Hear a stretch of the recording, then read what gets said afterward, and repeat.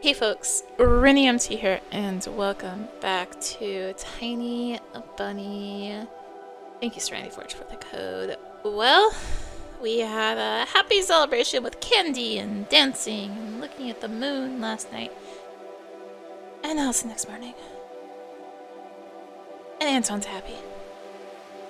For the first time in the long days I'd spent in the new house, I woke up with a smile on my face. This time, happiness had a tight grip on me. I stretched, enjoying the sweet sensation with every cell of my body. Outside, I could hear the joyful chirping of beautiful red-chested bullfinches who celebrated the bright January sun. Their chirping granted me hope that the naked forest outside my window would someday turn into a lush paradise for my parents and my little sister. The corridor was filled with dog barks and a patter of tiny feet. The door of my bedroom flew open, greeting me with a warm breeze and the aroma of freshly made coffee. Polina stood in the doorway, shining with happiness, holding the cute Zholka who wiggled both her body and her tail. "Look, Tosha, look! Papa said she can stay!" Tears of joy formed in my little sister's eyes. "I have my own dog now!" Couldn't help but jump up from bed upon hearing this wonderful news. That's Zholka.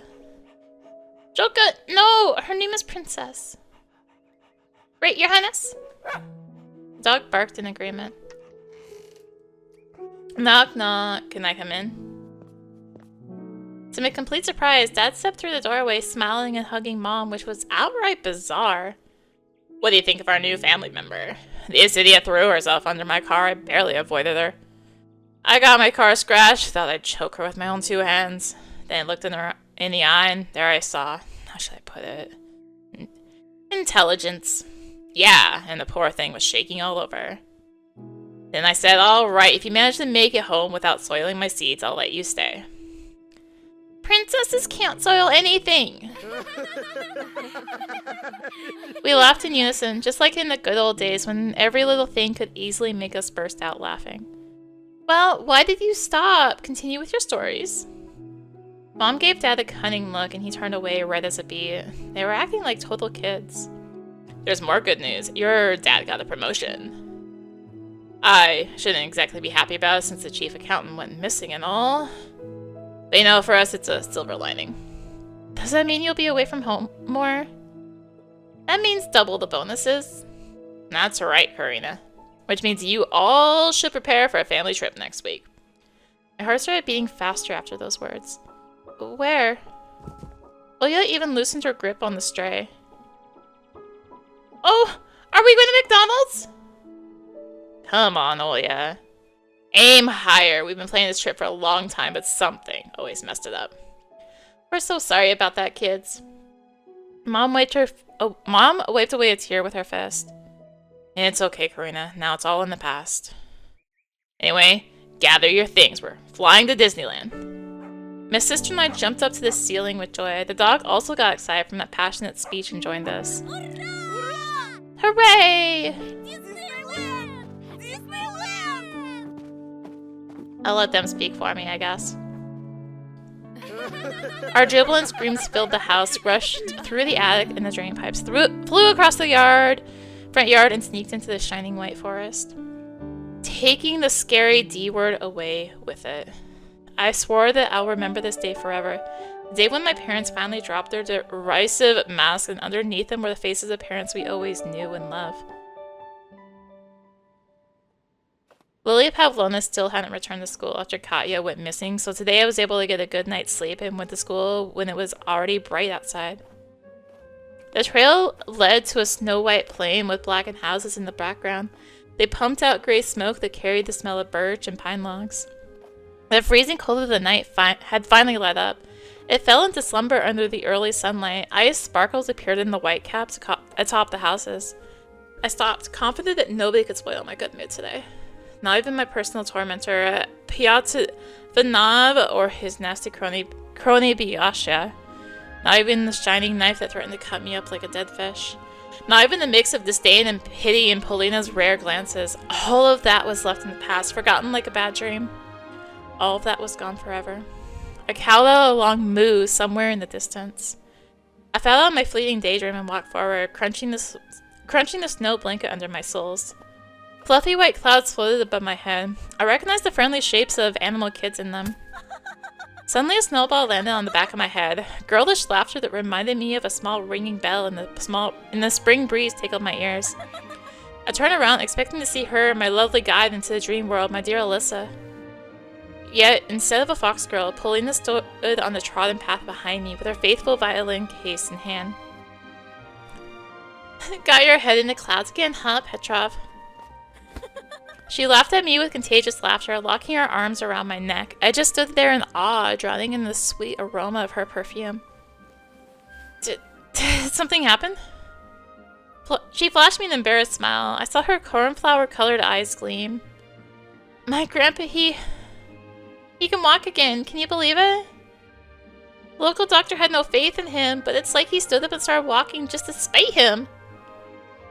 Oh, this is the happiest day of my life, Anton! She took her face deep into my chest, tightened her grip on my neck as if I was more than just a friend to her.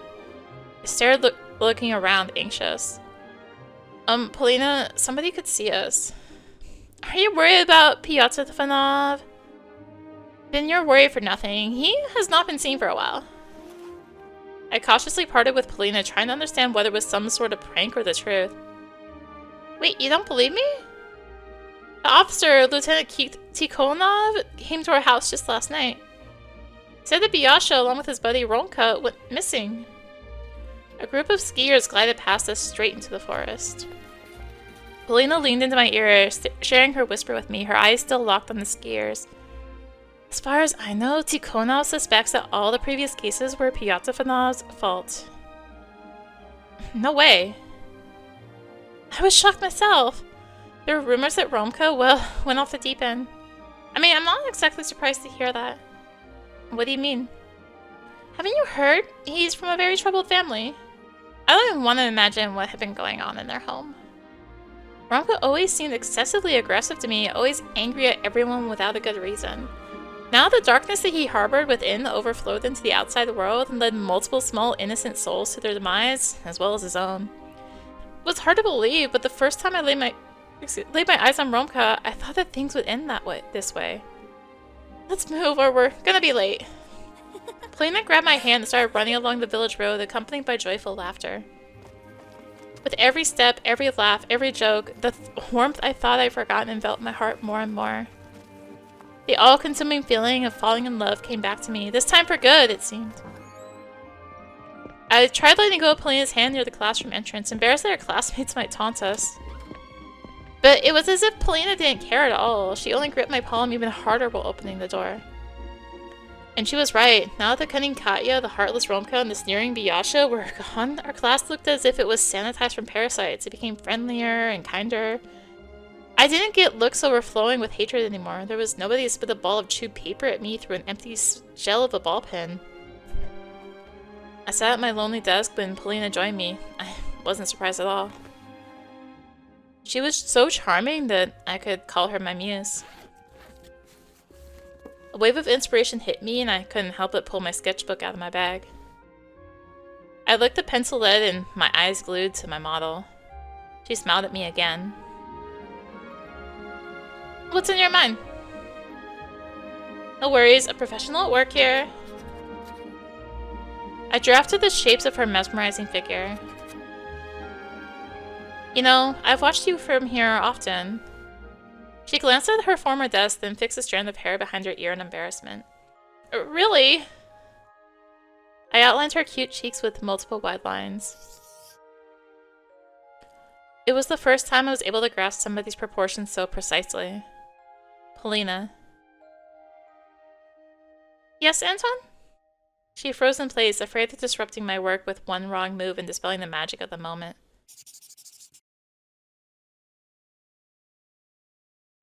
Lean here a bit more, please. Yes, like this. Good. Choking from anxiousness, Polina loosened a knot of her neckerchief. I always wanted to draw you. Our eyes met. Oh, Anton!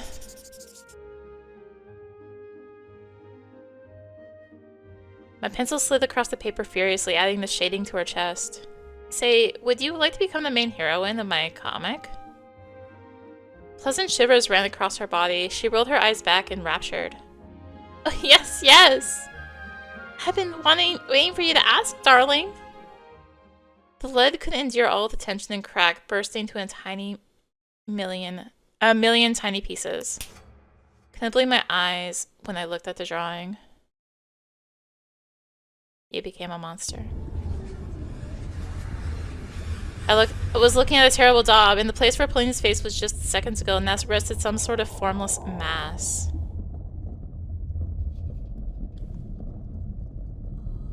It took me some time to realize I was sitting alone in an empty classroom.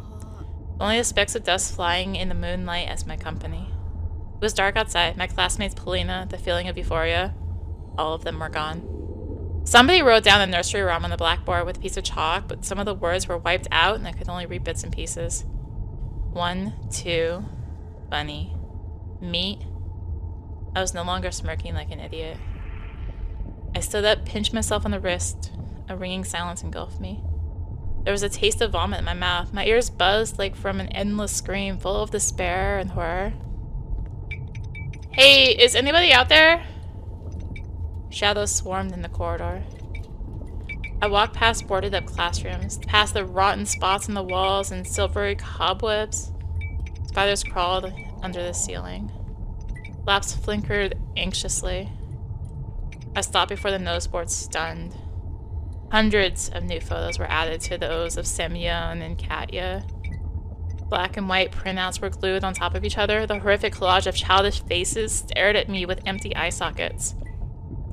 Unable to endure the torturing stares of those watchful, gaping holes, I ran out of the school. I crossed the front yard and reached the road where the wind was whipping up powdery snow. No people, no cars, no birds. Low clouds that stuck on chimneys. Windows that looked like they were painted over with ink. Photos of missing people enveloped lampposts and fences like paper skin. Mostly kids, but some adults too. It felt like all the people who once lived in this village now became black and white ghosts in the photos with a person missing label. I dragged my feet forward along the dead street. Some houses had their windows smashed. The wind made itself at home there, wandering the rooms. Every gust made the front door swing. Kids' coats hung from the fences, their sleeves moved, stretched out toward me. An empty village. An empty husk. What happened here? An overthrown waste bin rumbled across the back alley. Something flashed inside the window frame on the charred village store. I ran away from its sooty facade, then heard a guttural roar coming from the well. I started walking faster, trying not to pay any mind to the darkness inside the front yards, inside the bloody dog houses, inside the crooked shacks. The moon appeared from under the clouds. Something flew over my head in this draining silence. As if a crop duster flew from one roof to another, a huge shadow loomed over me. I rushed to the right, hoping that I wasn't noticed. A small greenhouse in front of me was my shelter. I pushed the gate, crouched, and scampered toward the porch. Took the doorknob. The front door was open.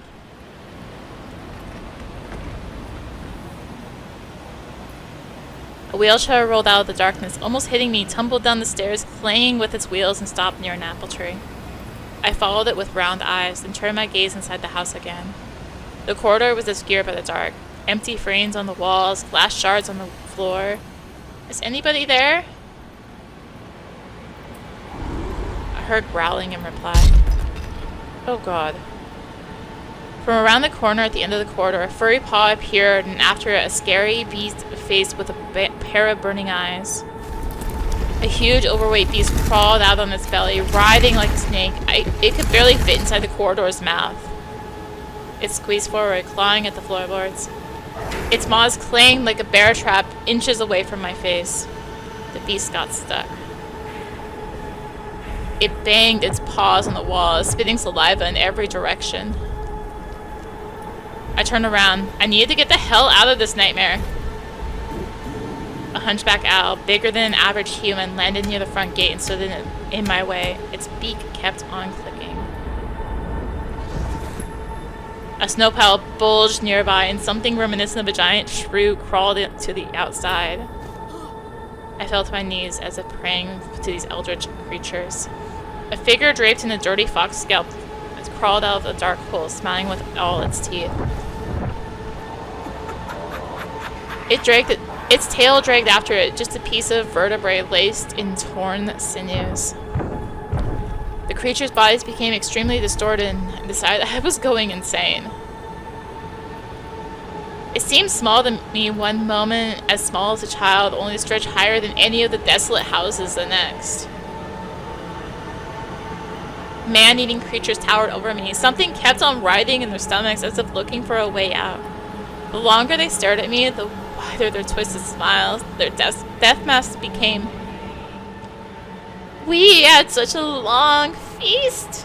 The mutilated fox taxidermy mount licked its lips. Its tongue looked like a black centipede, longer than my forearm. The nasty insect ran between the razor-sharp teeth and dropped into the bottomless pit that could swallow the whole world. Hoot hoot! Sweet meat, juicy meat!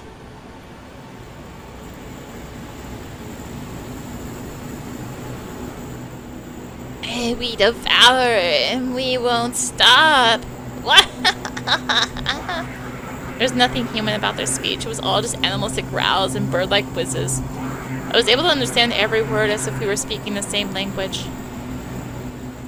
It's a shame you couldn't catch up with us, Bunny. You couldn't bite the moon. You stole my food, traitors! You refused to eat your family, remember? But who pathetic meat, worthless meat? You're absolutely useless, brother. You make me sick. Shame! Shame! Indescribable horror gripped me with the laughing beast. When the laughing beast held her clawed paws toward me, and suddenly the thing that pretended to be a fox started barking loudly. Bulls! It's his time to bring the treats!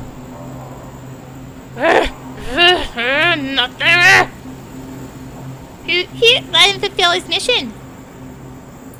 We'll be waiting for some meat from you tomorrow night, or else. Or else. Or else. Or else. Or else we'll eat your entire family. The monsters formed a circle around me and started dancing. I screamed. Huge eyes, fangs, claws flash in front of me, blurring into a strip of colorful spots and smudges. 1, 2, time to play with you. 3, 4, 5, the owl will arrive. 6 on in, the wolf's gray fur will stand. 7, 8, stomp your hooves and wait. A fox face protruded from the fuzzy lights that beastly carcasses turned into. For the fox and for the bear. Be it bunny, tasty meals, prepare. A desperate cry, my cry, rumbled across the black streets of the desolate village. I will prepare. Circle broke up and I ran for my life.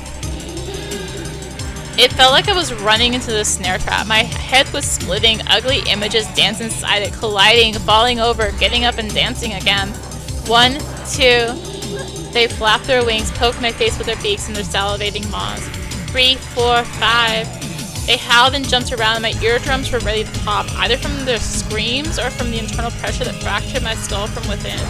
6. A winter hat obscured my vision. It seemed like the whole sky tilted, like a roof that's about to collapse. 7, 8. Snow crumbled from the sky like plaster. I ran through the empty streets, through the icy world, chased by a pack of beasts. Yet I couldn't see anybody when I turned around. I shut my eyes and hopped away from the ritual dance that went on inside my flared-up mind. I squeezed my ears with my palms to suppress the noise. I just wanted to stop my head from cracking open. The sunrise found me deep inside the forest.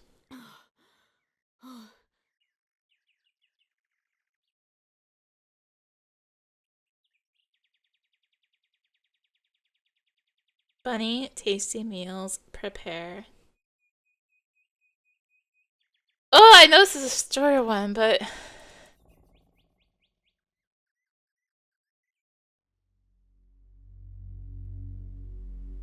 it's the start of the episode and the new episode, so I think we leave it on that. I don't know what's coming. It's also Let's Make Episode the start of episode 5. So